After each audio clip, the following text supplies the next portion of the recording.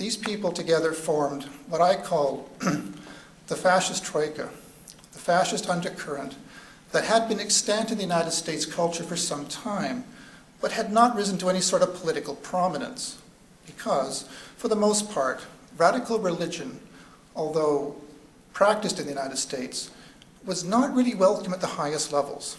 The separation of church and state was still at least nominally respected. And because of this, it was very difficult to profess open support for evangelical Christianity. And for Jews, it was difficult also, because until the 1967 war, Jewish Americans were very concerned that they might be considered somewhat less than true Americans if they harbored a dual allegiance to Israel.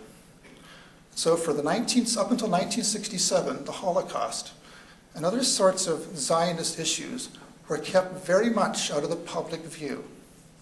They were very personal. They were not to be discussed. In fact, only 3 books on the subject existed until 1967. And then 1967 happened. Israel provoked a war in the Middle East and managed to seize control of the Suez.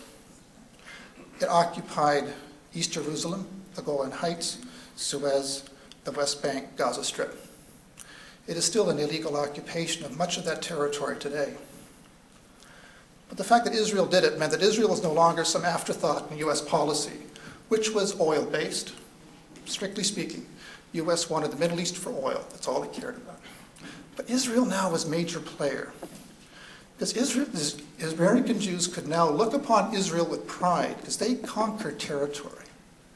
They could now espouse both support for Israel and the United States, and so did Lyndon Johnson. And principally because Israel is one of the few countries that wouldn't give him grief over Vietnam. So by the time 1973 comes around, we have 3 groups of people: evangelical Christians, Jewish Zionists, and Straussian neoconservatives, neither one of which has any regard for America. What happened then, during this period, which was a reaction against the populism of the 60s, came to a particularly interesting end in 1976 with Jimmy Carter's victory over Gerald Ford, just by a squeaker. It was the narrowest victory since 1912. And that decision, defeating Gerald Ford, was, I believe, a decision by the United States public to turn its back on the Vietnam War, the cruelty, the sadism, the lies, the corruption, the violence perpetrated in the name of a misbegotten war, and turn their minds forward to look for something else. America wanted a new country, and Ford was a remnant of the old country, though a very good man. Carter was an evangelical Christian, a Baptist. He made it possible for Christians to come out from the closet, so to speak, and profess both a political and a religious identity. What Carter failed to understand, though, is that with respect to the Middle East, he was not there to represent the United States. He was there to represent, well, Israel. Because soon after he was elected, now I'm talking about 1977 March in Clinton, Massachusetts, he delivered a speech where he spoke honestly, intelligently, I think, about the need for a Palestinian homeland. Well, the Israel lobby basically had a collective heart attack. They assailed him, they slandered him, they libeled him, they attacked him vigorously.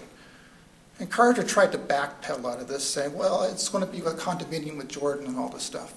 But it was too late. The Israel lobby, which came to prominence under Harry Truman in 1948 and owed its allegiance to the Democratic Party, was for the first time considering supporting a Republican candidate for president, Ronald Reagan. Reagan himself came to power with really nothing upstairs except a good moral sense and an aw shucks attitude. He had little understanding of economics, no understanding of foreign policy, and basically made a devil's pact with Jack Kemp and certain what are called neocon supply-side economists that, yes, I'll implement your economic policy if you put me in office, if you support me. And so what happened with the election in 1980 was that the Zionists, both Christian and Jewish, and the neocons, came to power, and their front man was Ronald Reagan. And through the 1980s, we have a transition period. A transition period between the role of oil as the dominant influence and cause of US policy in the Middle East, and that of supporting Israel, to the detriment of oil and to the detriment of the United States. Some of the most interesting things happened soon after Reagan took office. And this happened both in Lebanon, Iraq, and Palestine. Menachem Begin was head of Israel at the time, the first Likudnik head of Israel. And Reagan decided that he was going to assert himself as an American foreign policy expert. You know, I want certain things done. In June 1981, Israel bombed the Ozark nuclear power plant in Iraq.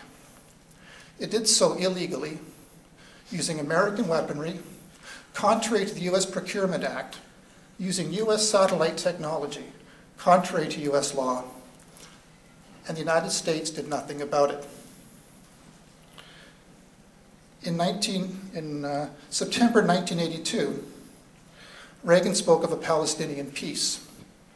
And he, like every other president since Johnson, spoke against continued Israeli construction of illegal settlements. 4 days after Reagan made his speech, Begin humiliated Reagan, that's right, and promised $18.5 billion for new settlements. On September the 6th, 1982, Lebanon was under invasion by Israel. And Reagan saw pictures of bombed out cities and children burnt beyond recognition. And Reagan, for all of his faults, was a very moral man. He had a sense of humanity. And he told Reagan he had enough of this. He wanted to stop doing it. And all that Begin could do was throw up the Holocaust in his face and told Reagan to pound salt. Throughout the 1980s, Israel virtually ignored everything the United States wanted to do in the Middle East. It had carte blanche to do what it wanted. And from the 1980s onward, we see a progressive diminution of oil as the main interest of the US. Now I want to say this because up until from 1932, say, until about 1979, US oil policy was pretty predictable. You put a tyrant in charge, you tell him to repress the democratic rights of his people because, democratic societies provide for their people, and that cost, is factored into the cost of extracting the oil from the ground.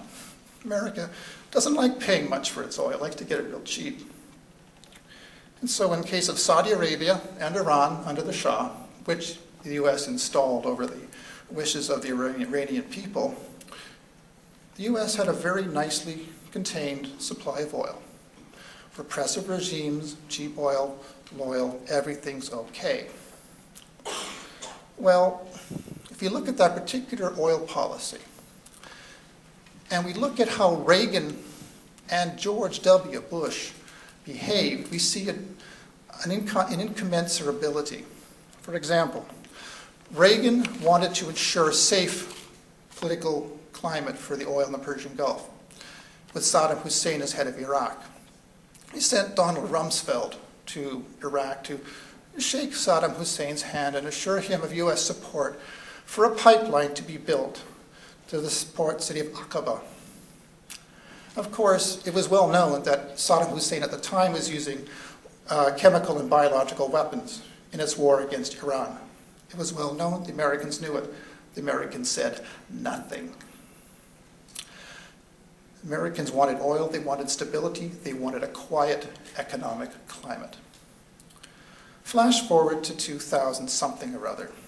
George W. Bush fabricates an implausible, untenable, farcical case against Saddam Hussein for having weapons of mass destruction in order to bomb the bejesus out of his country. Now in 1991, Dick Cheney had acknowledged that there was no more threat of nuclear weapons, weapons of mass destruction from Saddam Hussein. Colin Powell said the same thing in 2000.